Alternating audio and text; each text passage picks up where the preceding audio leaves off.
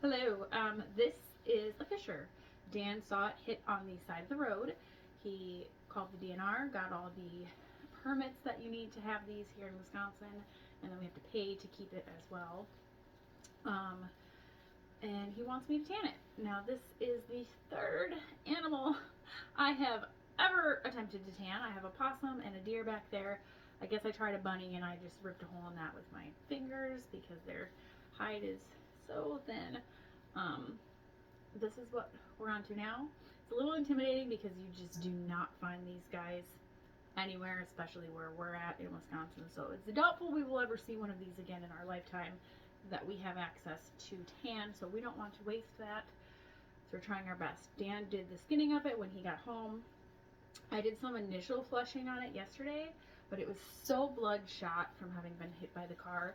We really needed to clean it and kind of let it hang to dry a little bit because I couldn't even see what I was doing. It was so bloodshot. So now I'll show you. I'm gonna flip them inside out. Don't worry, my clothes are gonna be gross by the end of this, and these smell just great. So you can see there's still a lot of membrane and tissue on here that I need to get off, but it is a lot better looking than it was yesterday. I don't know that I would really suggest, starting and then leaving it hang. That's probably not the best way to go, but we both kind of discussed it and felt that that was necessary, and we're not pros here, so a pro would probably tell us the better route. If you want to see how to skin these guys, I will tag a video below. Dan did it on his own because he has a lot of practice skinning all sorts of things,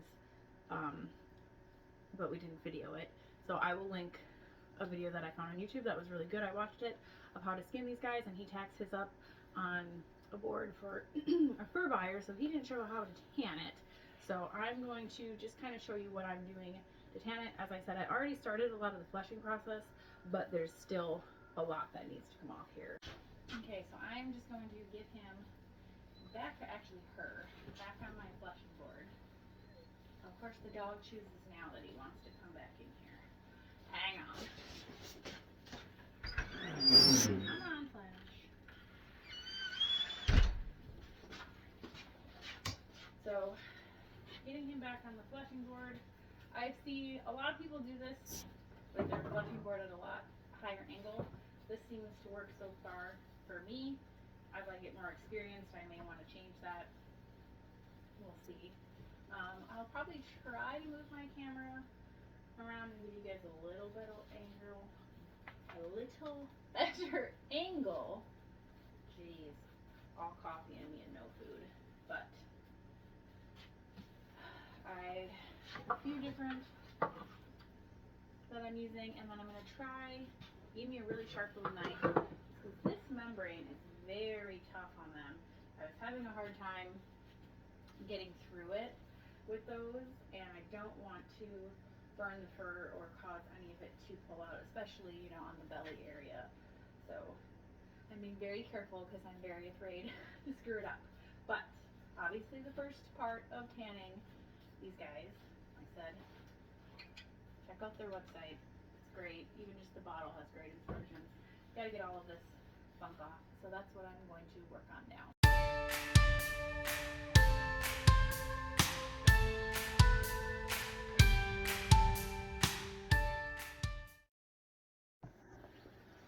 Okay, this is where I am at with the little guy. I'm not sure if that really shows a big difference on camera or not. There's a big difference. I've been doing this for a few hours.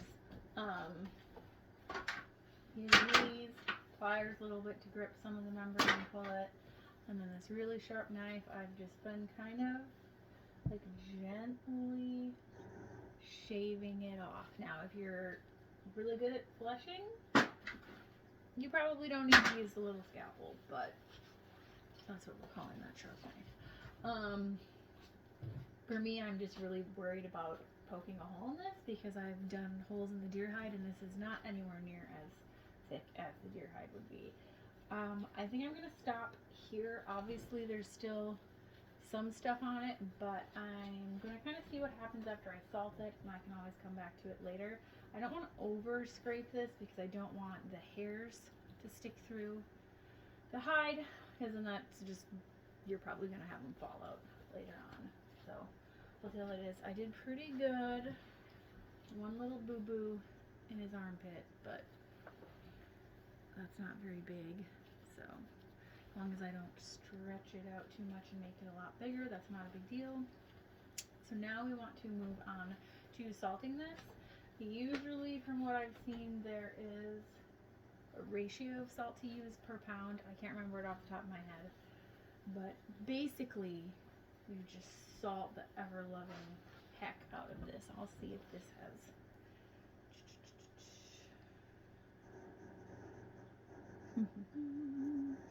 This just says apply a heavy layer of fine salt. Table salt or canning salt, do not use rock salt, and thoroughly rub into all areas. Leave the salted hide line flesh up for a minimum of 12 hours.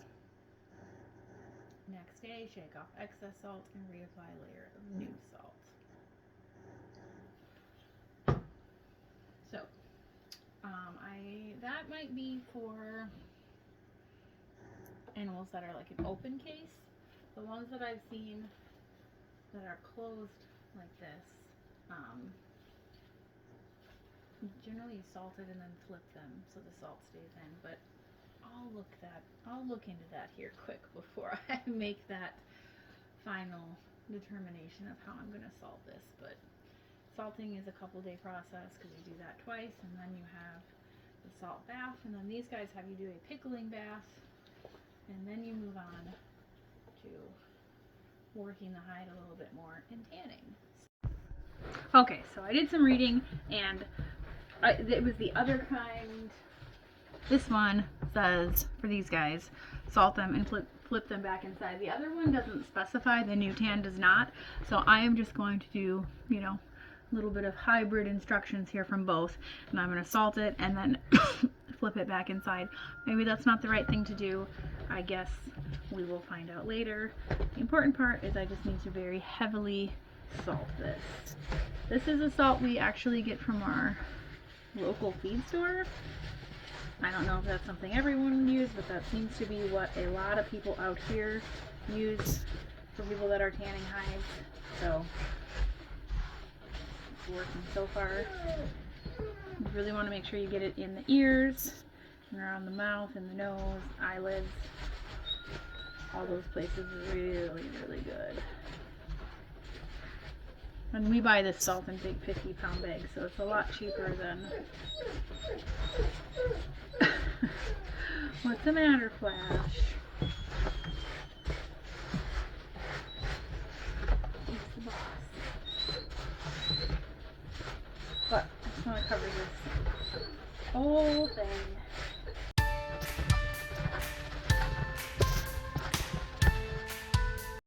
Alright, that's plenty of salt. I'm going to flip them back around. Some of it will fall off. That's okay.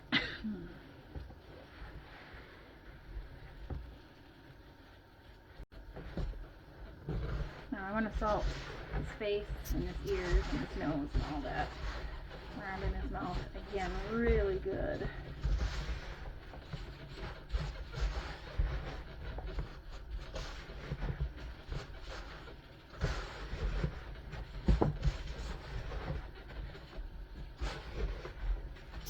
Really need to get all the liquid out of there and dry it out as good as possible.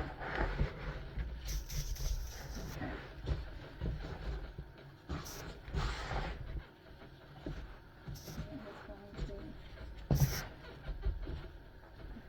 going to roll him up.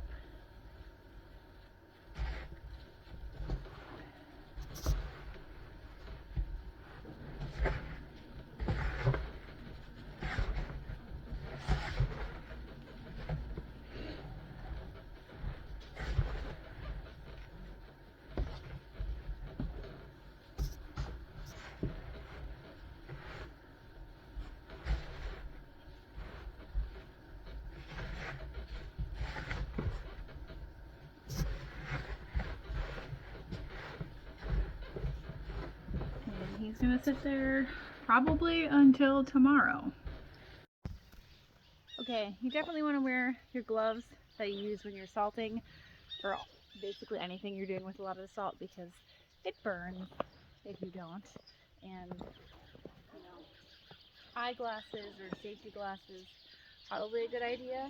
I just kind of look away and cover my head because the salt goes everywhere. And do this somewhere that you don't care about a bunch of salt being in your yard. This is in the driveway and it's snowing. So obviously, we're not going to care very much about salt in the driveway in the middle of winter.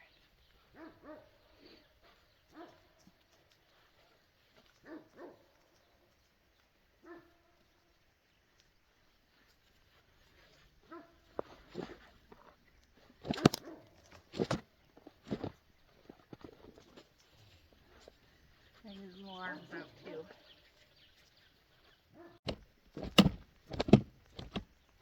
Whew. And then just get as much of that old salt off as you can. He's ready to go to the next bath. So these guys say to do 1 cup of salt and 1/2 teaspoon of bleach for each gallon of hot water. I'll probably do about 10 gallons, so I just need to go get my measuring tools out of the house. The other times I've done it, it was by weight, and I used my kitchen scale, so this might be a little easier. But like I said earlier, we're skipping the bleach, and then I gotta mix it in there. The hot water is to dissolve the salt, but then you gotta let that cool completely because the hair is likely to fall off if you put your hide in hot water. So I gotta mix it and let it sit and then come back to it.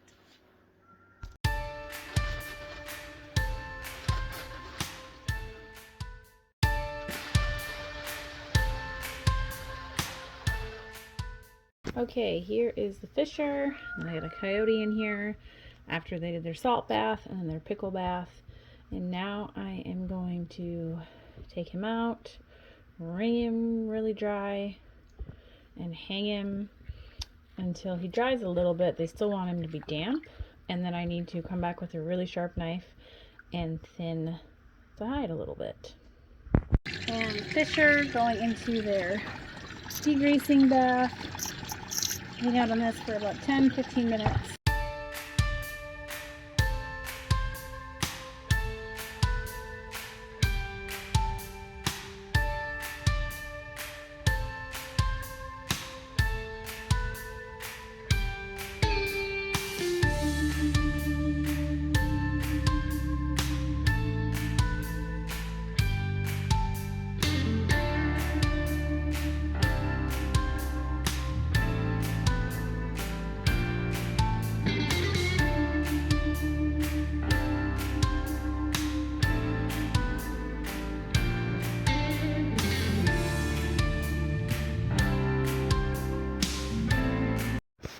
Alright, so I did a day of this guy drying out with the flesh in, and then after putting that tanning solution on, and then I flipped him around like this, and I've had him on the board with a few of those little stretcher things. I don't remember what they're called.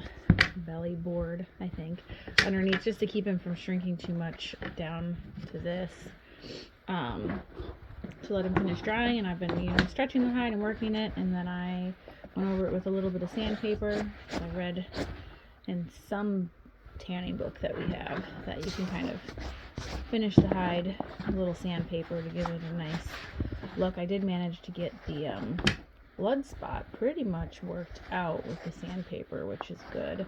Now I just need to flip it back hair side out and then very carefully try to, I got some tanning solution in the fur, clearly. I'm going to very carefully try and wash that out without getting the hide wet, and then dry it and brush it, and then it'll be done. Alright, so here is the final product of my fisher. Whoops.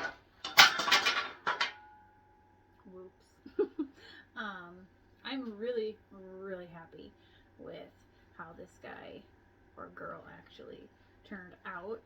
Like, for my third thing to tan ever, this is pretty amazing. I will definitely say, try not to get the new tan in the fur when you're tanning it, because you have to wash it out later, and it is rather hard to wash out without getting the hide wet, especially on a guy like this. But I mean, I'm not going to flip him back out again. He's beautiful. He's soft, flexible. Like, I love it. I love it. It's fabulous. I would definitely do these guys again. I have a ridiculous amount of hours. I do them probably like 40 to 60 hours because I so badly did not want to screw this up. Obviously, someone that knows how to tan things better is going to do it a lot faster than that. But this works for me because it turned out beautifully. I have a few other projects I am still working on in here, and there's still a bunch of furs in the freezer I need to work on. So I'm just going to continue to hopefully improve my skills with tanning. But my first fisher and the third critter I ever done turned out pretty cool.